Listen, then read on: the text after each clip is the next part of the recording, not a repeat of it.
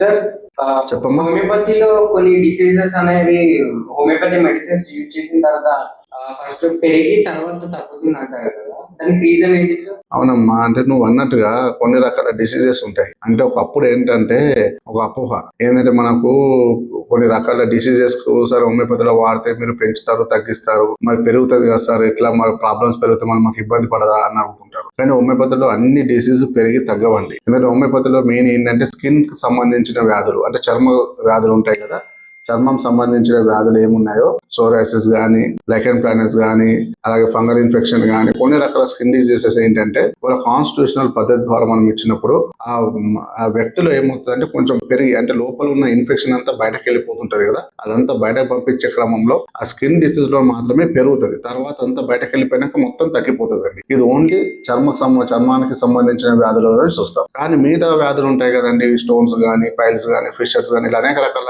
Sinus problems కానీ, ఇలాంటి అనేక రకాల ప్రాబ్లమ్స్ ఫస్ట్ మన మందులు వాడిన తర్వాత తగ్గడమే స్టార్ట్ అవుతుంది. అంటే స్లో ప్రాసెస్ ఉంటది, కానీ పర్మనెంట్ క్యూర్ అయ్యే విధానంలో మనకు మెల్లమెల్లగా తగ్గడము. ఎందుకంటే మెల్లగా ఎందుకు తగ్గుతుందంటే సైడ్ ఎఫెక్ట్స్ ఉండవు కాబట్టి, మన మందుల వల్ల సైడ్ ఎఫెక్ట్స్ ఉండవు కాబట్టి కొంచెం స్లో ప్రాసెస్ లో తగ్గుతుంది, కానీ పర్మనెంట్ క్యూర్ అయ్యే విధంగా ఉంటుంది. కాబట్టి ఎవరైనా సరేనండి, హోమియోపతి మందులు వాడేవాళ్ళు ఎలాంటి భయపడాల్సిన అవసరం లేదు.